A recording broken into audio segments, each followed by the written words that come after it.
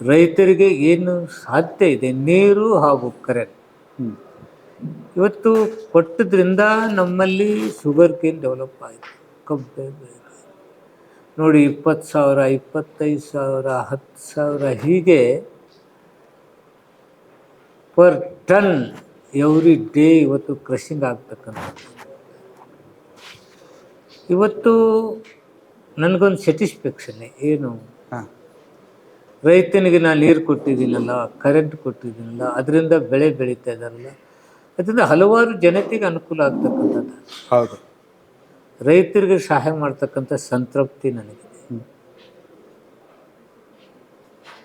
total ಹೇಳ್ಬೇಕಂದ್ರೆ ಒಟ್ಟು ಅಭಿವೃದ್ಧಿ ವಿಚಾರದಲ್ಲಿ ಇವತ್ತು ನಾನು ಕುಡಿಯುವ ನೀರಿಗಾಗಿ ಮುಧೋಳ ಸಿಟಿಗೆ 177 ಕೋಟಿ ರೂಪಾಯಿಗಳು ಈ ಸರ್ಕಾರದ ಅವಧಿಯಲ್ಲಿ ಇದೇ ಅವಧಿಯಲ್ಲಿ ಓಕೆ